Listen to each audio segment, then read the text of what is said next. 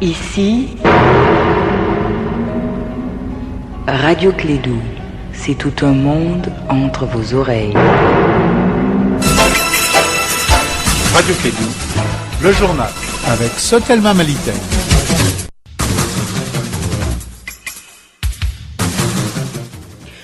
Bonjour à tous, il est 13h passé de 3 minutes au sommaire de l'actualité. Le baccalauréat malien a démarré ce matin sur toute l'étendue du territoire national. Ils sont 112 115 candidats cette année. Les terroristes ont encore frappé Bamako, 7 morts, 4 blessés, 36 évacués, dont 26 sous état de choc. C'est le bilan provisoire. Marche contre la révision constitutionnelle. Ils étaient plusieurs milliers de personnes ce samedi à manifester à Bamako. Tous se disaient défavorables au référendum du 9 juillet prochain. Vous les entendrez dans ce journal. Un incendie ravage depuis hier une région du Portugal. Le bilan ne cesse d'augmenter. Il est désormais de 62 morts et plus de 60 blessés. Le gouvernement a donc décrété un deuil national de 3 jours. Voilà pour le sommaire.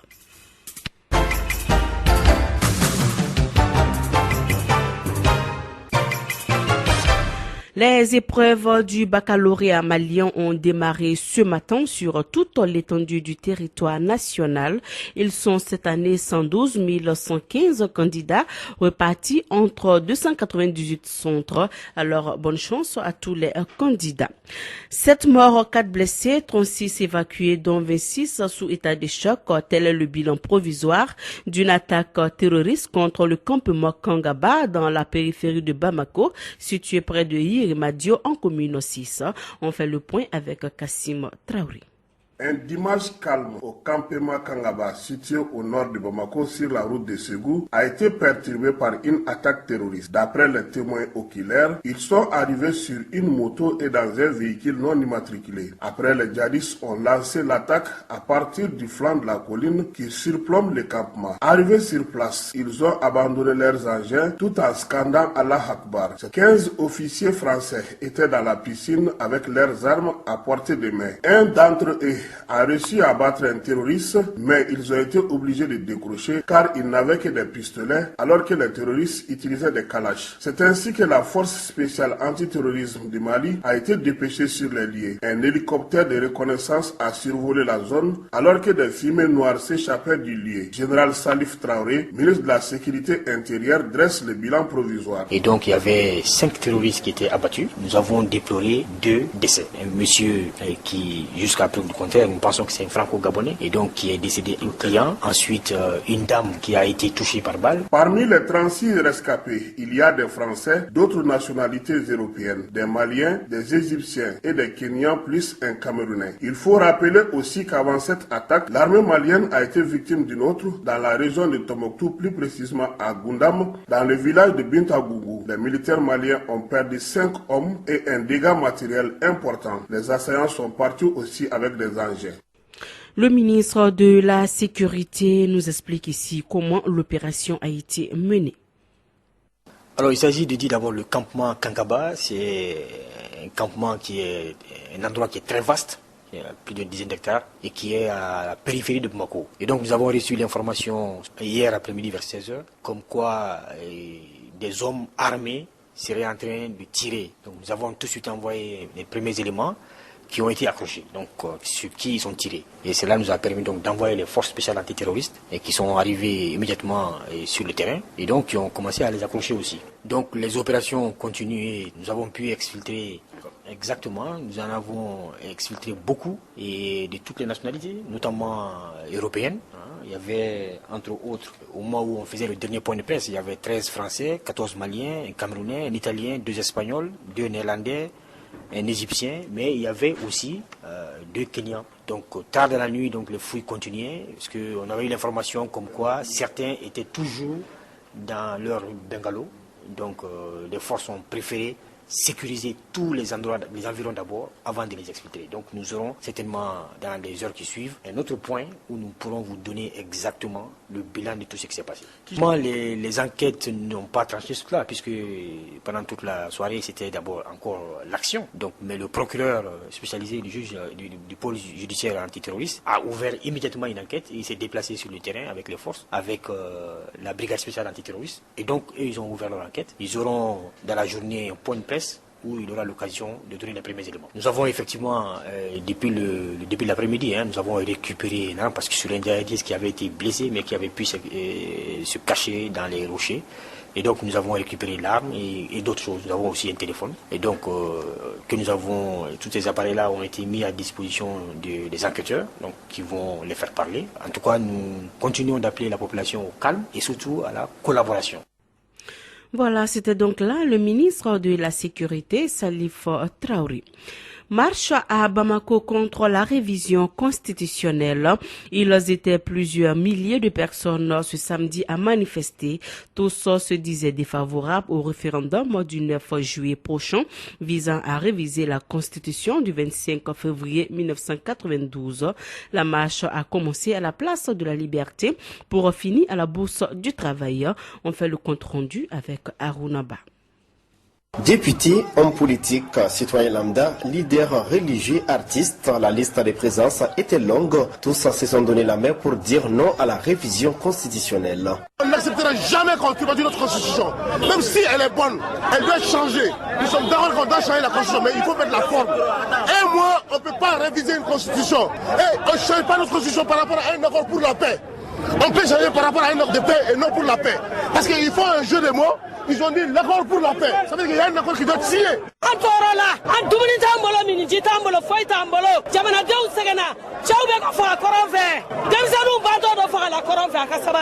Nous sommes dans un pays démocratique et souverain. Le pouvoir c'est pour le peuple et par le peuple. Nous ne sommes pas en 1235, c'est pour la bataille de Krina. Ibeka a été élu par les Maliens. Il fait ce que les Maliens font. La patrie ou la mort et l'engagement des jeunes Maliens. Nous avons voté. Certes, tout le monde n'a pas voté pour lui. Il est le président de la République. Parce que 73% de la population lui a opté. Alors maintenant, aujourd'hui, il veut abuser, usurper, voler notre constitution. Pourquoi? La déclaration a été lue à la fin par Amadou Thiam, l'un des responsables de la plateforme Ante Abana touche pas à ma constitution. Et toutes les organisations contre cette révision constitutionnelle comptent user de tous les moyens pour garder la constitution du 25 février 1992 inchangée. Également à Ségou, le débat de société est timide sur ce référendum constitutionnel. Les partisans du oui et ceux du non tentent d'incliner la balance de leur côté. On fait le point de la situation avec Douba Dombele. Référendum constitutionnel. Voilà un sujet qui est venu s'ajouter au débat patriotique à Ségou. À l'analyse des causeries débats, les Ségoviens n'ont pas assez d'informations sur cette révision constitutionnelle, chose qui fait que beaucoup ne voudraient pas en parler très longtemps, faute d'arguments. Ce qui veut dire aussi qu'à Ségou, il n'y a pas eu de cadre de concertation, des actions d'information et de sensibilisation. Pourtant, ils sont nombreux ceux qui pensent que cette révision constitutionnelle ne vaut pas la peine. Ils ajoutent que la situation actuelle du pays n'est pas favorable à une révision constitutionnelle. Autre idée qu'il affirme est le fait que le régime démocratique s'est détérioré si jamais cette révision passait. De façon générale, ils sont les plus nombreux à voter non le 9 juillet prochain. À côté de ceci, il y a d'autres qui sont pour cette révision. Ils sont pour la plupart des militants des partis de la mouvance présidentielle. À Ségou, ils sont ceux qui s'acharnent contre les partisans du non. Pourtant, eux aussi n'ont pas assez d'informations convaincantes qui peuvent amener un citoyen lambda à adopter leur oui. Si du côté des partisans de non, il n'y a jusque-là pas eu de manifestation de contestation, du côté de ceux qui sont pour, rien aussi n'a été organisé pour sensibiliser les populations. Si la situation devrait rester comme telle, ne soyez pas surpris de voir qu'à Ségou, le taux de participation au référendum soit faible. De Ségou, Douba Dambele pour la radio Clédou.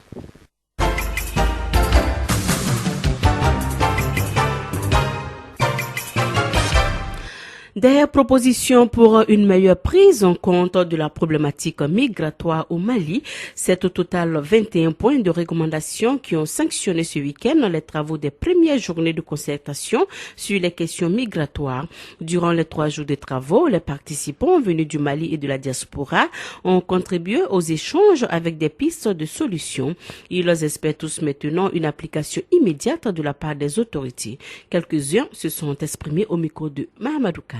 Et Oumar Sidibé, président de l'association Initiative Migration et Développement Immigrate. Vous savez, il y a des recommandations qui ont été faites ici, qui ont été prises en compte par la politique nationale de migration PNUD. Par exemple, la sécurisation des documents de voyage. Dans les recommandations, il y a aussi les négociations avec l'Union européenne par rapport à ces fameux accords de réadmission. Il y a aussi les conséquences de la migration irrégulière, notamment tout le calvaire que les familles, notamment les mères endurent dû à l'absence de leurs époux. Kalou Soufara, né à Bus, la présidente du Haut Conseil des Maliens au chef de cabinet. Puisque s'ils ont de l'emploi aux zones de départ, ils vont chercher quoi? Ils n'ont rien à chercher ailleurs. Ils ont tout chez eux. Où est le problème? Donc on doit mener une politique. Et je crois que le gouvernement est là-dessus. Il est en train de voilà pourquoi d'ailleurs ces journées de concertation ont été initiées. Comment trouver la possibilité de créer des emplois aux jeunes dans les zones de départ? Ça peut nous aider vraiment à comprendre beaucoup d'enjeux sur la migration. Parce que vous savez, on a beaucoup travaillé sur la migration et la sécurité, mais ça nous manquait de travailler migration et la sécurité, migration et les frontières. Donc vraiment maintenant, les 3 jours nous a quand même permis de bien comprendre les enjeux politiques dans toutes les diversités sur la migration. Drissa Kanambaye, président du Conseil supérieur de la diaspora malienne de Belgique. Vous savez, le Mali est champion dans la rédaction des plus beaux discours du monde et des plus beaux articles du monde. Mais qu'en est-il de l'application? C'est ça le problème. Sinon, le CSDM avait demandé l'organisation des États généraux. Puisque le ministère a organisé, si vous voulez, des journées de concertation, je pense que c'est la même, ça revient à la même chose. Moi, je suis satisfait parce que nos demandes ont été prises en compte. Dans le cadre de la célébration du 16 juin, journée de l'enfant africain, Plan Mali International a initié une visite de 2 jours qui a pris fin ce week-end à Bougoula, dans la commune de Sanakoroba. C'était donc pour montrer aux journalistes les activités qu'ils ont eu à faire pour les enfants. Écoutons Tikoro Koulibaly, il est conseiller à la communication du Plan International Mali. Il est au micro d'Étienne Niari. La première journée, vous avez vu que nous sommes rendus dans une communauté qui s'appelle Saint-Zina, là où nous développons le programme de développement de la petite enfance. Et ce centre de développement de la petite enfance permet aux enfants en préscolaire de pouvoir, n'est-ce pas, acquérir les fondamentaux de socialisation dont l'enfant a besoin pour pouvoir poursuivre les études, n'est-ce pas, au niveau du primaire. Et ceci est extrêmement important parce que ça permet de protéger les enfants contre beaucoup d'intempéries qu'ils peuvent rencontrer dans la communauté. Alors donc nous organisons la communauté pour les amener à agir en faveur de la protection des enfants à ce niveau. Dans la même foulée, nous nous sommes rendus à Eremakono, dans une autre communauté partenaire, où nous développons un programme en faveur des enfants déscolarisés. Ces enfants qui n'ont pas eu soit la chance de poursuivre les études et qui ont été recalés. Alors ce deuxième jour, nous sommes à Bougoula pour rencontrer les femmes productrices d'arachides. Vous savez, dans notre entendement, quand les femmes sont appuyées, quand les femmes sont soutenues à la production, les retombées de cette promotion ou de ce développement économique rejaillit sur l'éducation, la formation, la protection, le développement des enfants.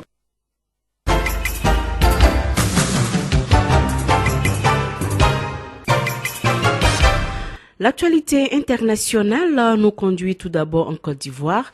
Une partie de l'opposition ivoirienne était dans la rue samedi 17 juin à Abidjan pour la première fois depuis la réforme de la Constitution fin 2016. Une manifestation à l'appel de la branche dirigée par Pascal Affi-N'Guessan du Front populaire ivoirien. Les revendications étaient avant tout sociales.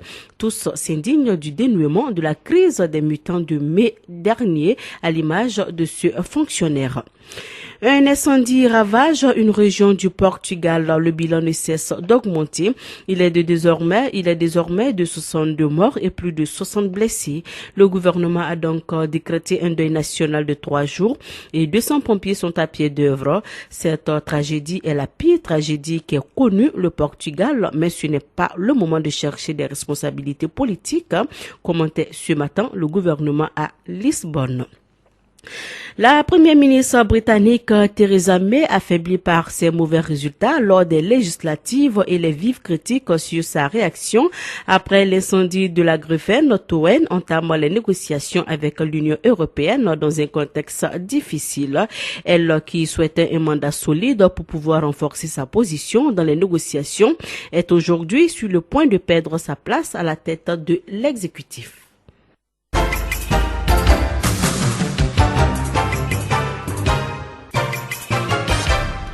Sport football, on a joué ce week-end la 13e journée du championnat national de Ligue 1. Hier, le stade malien a battu le Djoliba AC 1-0 au stade Modibo Keïta. Les Blancs de Bamako confirment du coup leur invisibilité en 13 matchs. On en parle avec Sekou Kone. Déjà leader avant les coups d'envoi de la 13e journée du championnat national de football, le stade malien a creusé l'écart en s'imposant face à son grand rival, le Djoliba Athletic Club. 1-0 ce dimanche au stade Modibo Keïta. Les Blancs de Bamako l'ont emporté grâce à une réalisation d'Inti Amadou Samake dès la 13e minute de la partie. Le stade pouvait même doubler la mise si son attaquant Aboubakar Diarra n'avait pas manqué un penalty en début de la seconde période. Avec désormais 35 points, le stade malien conforte son fauteuil de leader et confirme son invincibilité après 13 journées disputées. Il devance le Djoliba Athletic Club, l'Union sportive du Cercle de Kita et le club olympique de Bamako, tous 26 points. Les autres résultats de la journée, l'AS Real a dominé le Sony AC de Gao 3-0. Bonne opération du centre Salif Keïta, vainqueur des 11 créateurs de Nyarela 2-0. Rien ne va plus pour le club olympique de Bamako. Les Verts ont enregistré leur 3e défaite consécutive devant l'Assom 1-2. En déplacement à Bamako, le Mamaïra AC de Kati a battu l'ASB 1-0. Bonne opération des équipes de Koulikoro. Le CS Doukolomvla s'est imposé à domicile devant l'AS Blackstar 2-0, tandis que l'AS Nyanan a surclassé l'Union sportive de Bougouni 5-1. Ça passe aussi pour l'AS Kita, vainqueur 1-0 du El Seba. Enfin, l'AS Bakaridjan a été accroché à Baroueli par l'USFAS un but partout. À noter que 21 buts ont été inscrits au cours de cette 13e journée. Boubacar Diarra de l'US Kita est le meilleur buteur avec 7 réalisations. Voilà, c'est donc sur cette page sport que se referme cette édition. Merci de votre fidélité. Présentation Mariam Kouyati, partie technique Fatou Fall. Dans un instant, votre émission sportive. Au revoir.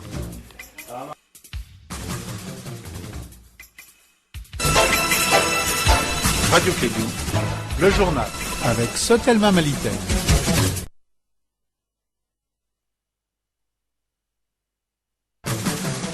Radio Clédou, la